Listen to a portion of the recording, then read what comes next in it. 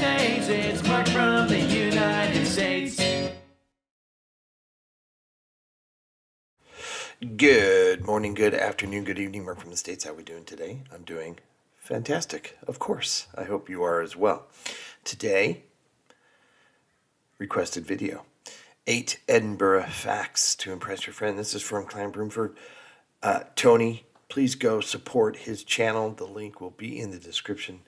As always, I enjoy him and his walk-arounds of Edinburgh and pointing out all the really cool historical things. It's just been a joy. Once I've discovered his channel, it's been a delight. So hopefully you'll stick around and enjoy it with me. Maybe you'll learn something. I don't know.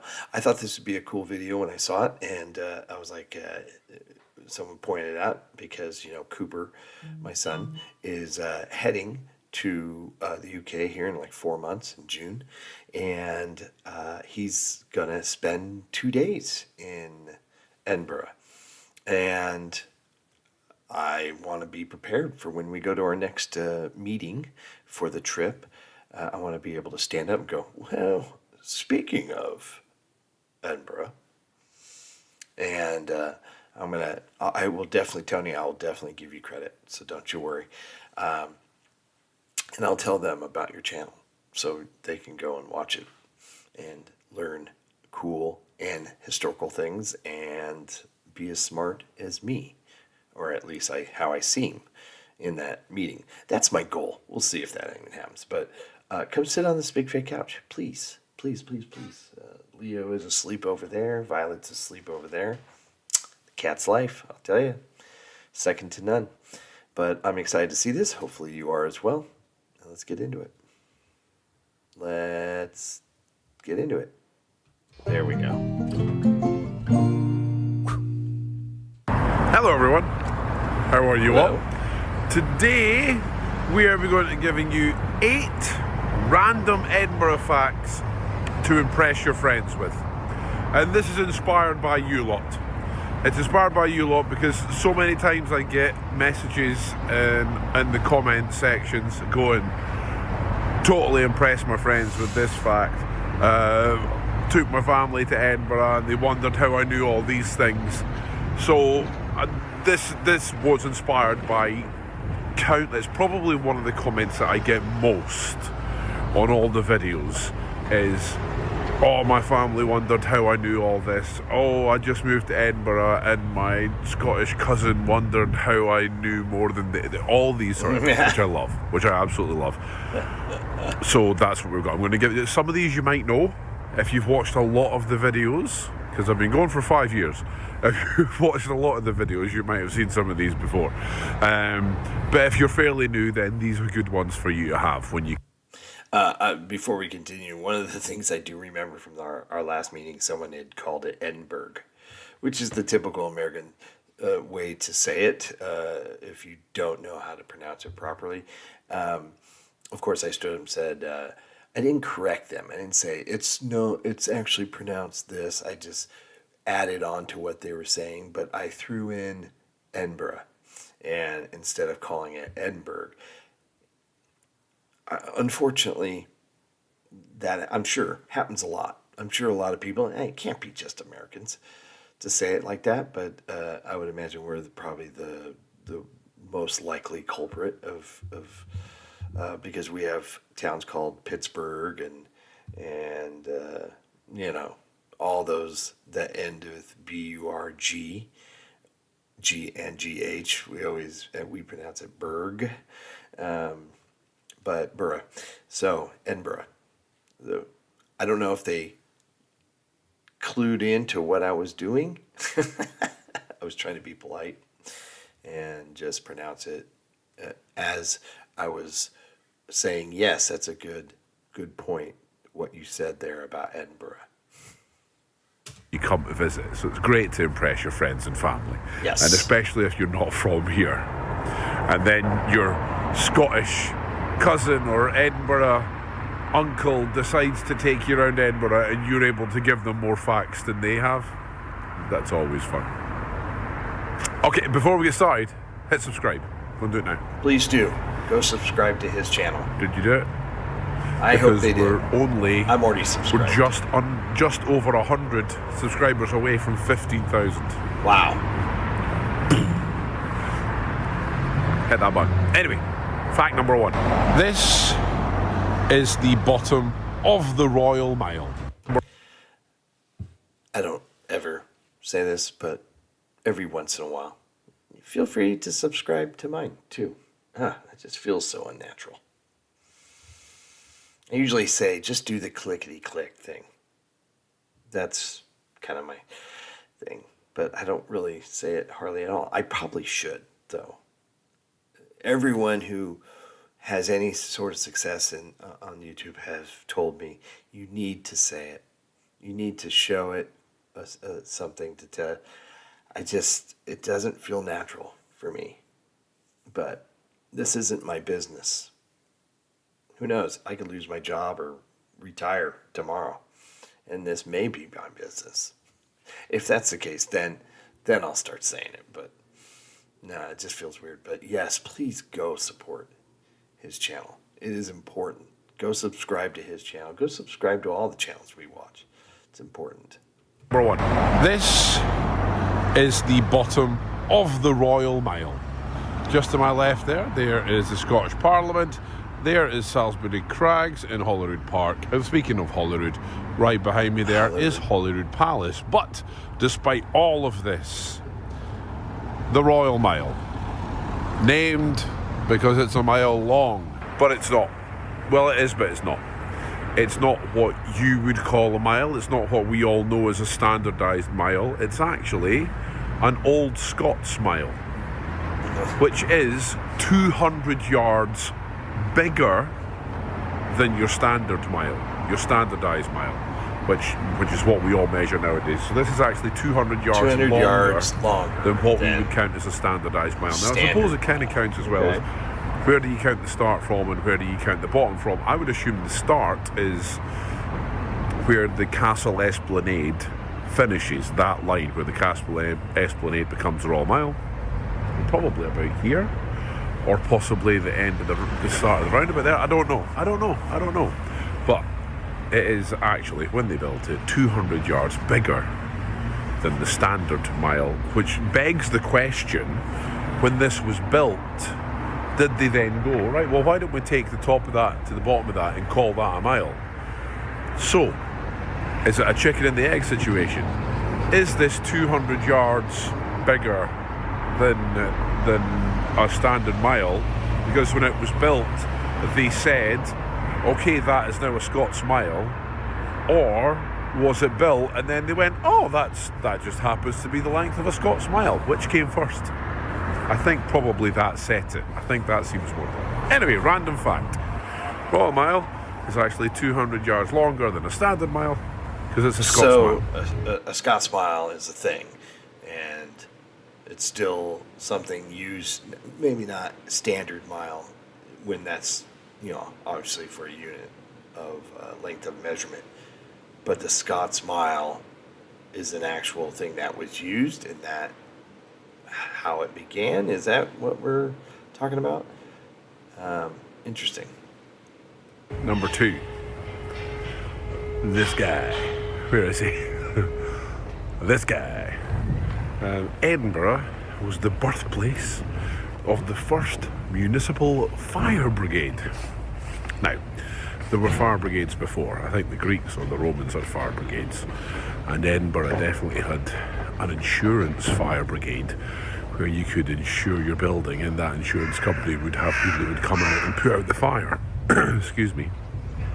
But the first municipal fire brigade was created by this, and this is the first municipal fire brigade anywhere in the world as we know them today. It was created by this guy, James Braidwood, who was born in 1800 and died in 1861. So by quick mathematician, when he died at 61 years old, or possibly 60, or possibly 62, depending on when his birthday was. Yeah? Maybe not 62, but definitely 60 or 61. So yeah, and he started the first fire brigade. So yeah, this guy right here. the 1st Fire Brigade, founded in 1824, which then went on to fight the Great Fire of Edinburgh, which essentially took out this entire block, which I know you can't really see, I'm right up next to the building, but all the way down the Royal Mile there, down to the Tron Kirk, it almost took all that. It took days to put out. But yes, set up by this guy, who then went down to London and set up the 1st Fire Brigade there, which then had to fight the Great Fire of London. So this guy comes along, sets up a fire brigade, and then we have the Great Fire of Edinburgh, and then he goes out to London, sets up a fire brigade, and then they have the Great Fire of London. I'm sure it's a coincidence. That's just terrible luck. Just terrible luck, but that's cool. That's a cool fact. I'm sure you all know as well, I'm sure I've said it many, many times. Oh, this is number 3, by the way. I'm sure you all know that Edinburgh is the capital of Scotland, but it wasn't always the capital of Scotland. It only became the capital of Scotland in 1437. So that's what, almost 20 to 3. But yeah, so it's not always been the capital city. It moved to here in 1437. So that means mental math again. It's only been the capital city for 586 years. It's just a baby. How long's your capital city been a capital city? That's a good question. Not long. Not long, in comparison, of course. But 14, whatever he said. Dang. So what was the capital city before it, or did they even have a capital city before it? 586 years. Before that, it was over in Fife. But now, Fife. it's right here. Well, Okay. we couldn't do a list without coming up here. I could we? know, I And want to here go we there are. so The bad. beauty. My castle. Edinburgh Castle. Yeah. But did you know that Edinburgh Castle, or Castle Rock, which is what we're standing on right now, is an extinct volcano? As is, if I can go around here, Arthur's Seat, which you should be able to see from the castle esplanade. Where is it? Where is it? Can't I see it for these buildings? There it is. Peek around the corner there. There it is. There's Arthur's Seat. Right there. See there? Anyway, you're standing on the top of a volcano when you come to see Edinburgh Castle, and this volcano erupted for the last time 340 million years ago. Wow.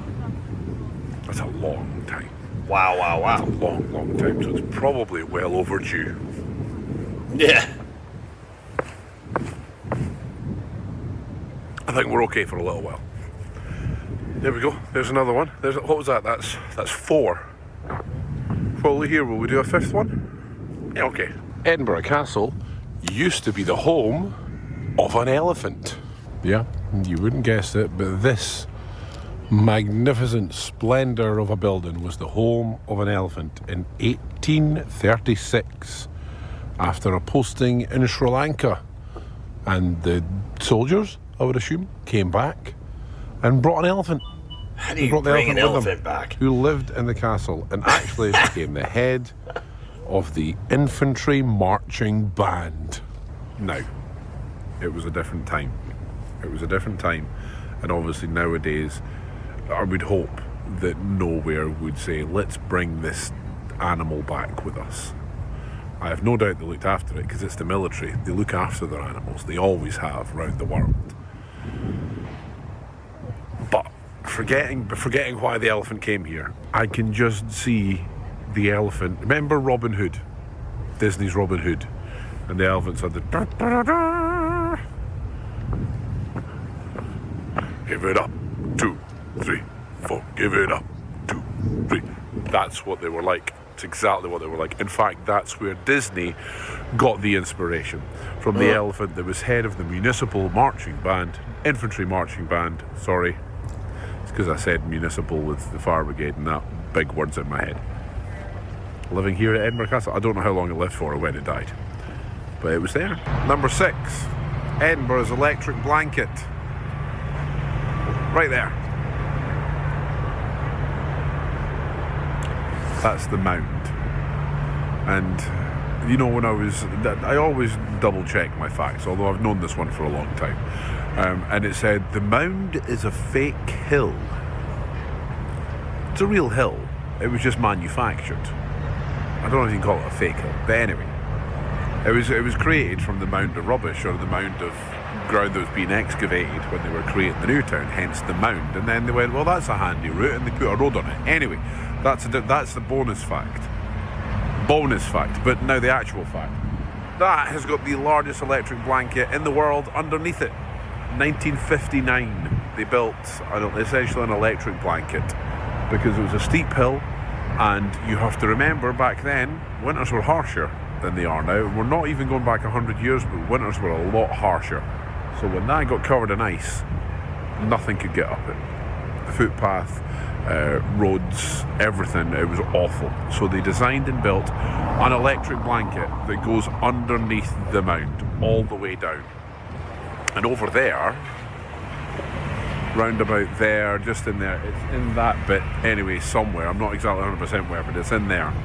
It's a little door where you can open, and all the workings to switch it on are still there. Oh, wow. But they don't switch it on. They never switch it on. In fact, they didn't switch it on very often at all when they did use it. And can anyone guess why? Again, very apt for just now. It's too expensive. It's too expensive to run. So they didn't do it. But there you have. It'll look pretty the world's expensive to build, biggest though. electric blanket underneath a road on a hill in a city where I live. Number 7. That's interesting. And number 7 is back to Edinburgh Castle, but I've moved away from Edinburgh Castle to make the point of number 7. So there's Edinburgh Castle up there on the top of Castle Rock, which is a volcano that has went off for 340 million years. Just saying. It's a castle, and probably similar to most castles round the world, people have tried to siege it. Yes. People have tried to take it, and I think it's a few times people have tried to take Edinburgh Castle. But it is a broad castle, and it is on top of a big rock. In fairness, it has got a big road going up the length of a mile, but a Scots mile to it. So there is there's a way you could walk up to it, but they'd probably see you coming a mile down the road. A Scots mile down the road. But let me remember the year. In 1715. There's the elephant. Keep it in the shots, I would say. In 1715, the Jacobites tried to take Edinburgh Castle, and they came in their hundreds? I don't know, I wasn't there. But yeah, 1715, so about 5:15. They came to take the castle, but they couldn't. They couldn't. And do you want to know why they couldn't? Yes, of course you do. That's why you're watching the video. Because they brought ladders. And the ladders were too short. I'm not kidding. No Look it way. up. No way. Ladders. I always never understood the whole ladder. Yeah, I guess if you've got enough that are trying to put them up there, it's hard if you don't have the defenses up at the top. But ladders would be so easy to just be thrown off, right? But wow, yeah, you have to get the extension ladders. They brought ladders. They built ladders. They said, let's bring ladders. Let's bring ladders, and we'll go up the side. They'll never see us coming because they'll be looking down the road. Plus, it's quite steep. I suppose you couldn't exactly see down, but they must have seen. I can't imagine they came from this side, because this would have been the Norloch, possibly at the time. So it could have been the other side, which is still quite steep, or it could have been the back end. Either way, it's still on top of that hill. But yeah, they brought ladders, and yeah, they didn't quite get up far enough. I don't know how big the ladders were. I can't imagine. It must have been huge. they would, you know, I don't imagine they had extendable ladders back then, or I can't even picture how big the ladders were, but however big they weren't big enough, because they couldn't get up the hill. That was number 7. And number 8, last but by no means least, and I have deliberately, it's almost like I planned the video, make it up as I go along. Edinburgh is the greenest city in the world. Look at all that green. Loads of green. Green everywhere. Edinburgh has 112, roughly, parks in it. 112 different parks, making it the greenest city in the world. And when I say green, I mean, you know, green areas. Green areas. Officially, green it's areas, official. You can look that up as well. And it has more trees per head, and I'm assuming that fact means how many people live in Edinburgh. More trees per head than any other city in the country. I don't know if that's the world, but I do know in the country there is more trees per head. I don't know how many trees per head though. I don't know if 4 of these trees count for me or 12 of these trees count for me, but I know some of these trees count for me, and there's more trees that count for me than counts for you, unless you live here, in which case you've got the same amount of trees as I do. So there you have it. There you have it. 8, count them, 8, plus a bonus, random facts to impress your friends with when you come to Edinburgh. Hope you've enjoyed that. I did. Thank you, Tony. As always, guys, leave a like, leave a comment, subscribe if you haven't already. Please remember to subscribe. Or if you want to help the channel and essentially just help the Broonfords in general, please consider becoming a patron. We do a Zoom call every month. I had a Zoom call just on Sunday there with loads of patrons, and it's one of my favourite things in the world to do, to actually come on and see you face to face and chat to you. I want to do that. So if you want to become a patron, and you can join a Zoom call once a month and come say hi and ask questions in person, or just tell me about yourself, whatever you want, then consider becoming a patron. But I think we'll leave it there. Till next time. Bye, humans. Bye. Please go support Tony and his clan, of course, and this channel. Wonderful. Not sure I'd be able to impress many of my friends with some of those facts, but I can definitely use a few of those for the next meeting. Absolutely. I'll have to write them down so I don't forget them. Anybody else have any facts about Edinburgh other than the fact that I need to get there? Probably not on my first visit. It's unfortunate. My son, like I said, is going to be there 4 months. He's so lucky. I am so jealous. And yeah, pretty cool. I want to go. What I would love to do is go to the tattoo, right? And just right there at the castle, and then walk down the Royal Mile. I think, oh, how cool is that? And of course, see all the beautiful architecture and just, the whole bit. And of course, the pubs. That's a given. I don't need to say that because I'm going to be doing that no matter where I go. I always need a alcoholic beverage. If I see a pub, I want to get in there for sure. Hope everybody's happy, healthy, and safe. Thanks so much for coming. I really do appreciate all of you. Go support Tony and his channel. Support mine by just liking it. That's all. Man, it still felt weird. All right, later. Bye. Mark from the States, it's Mark. And he's from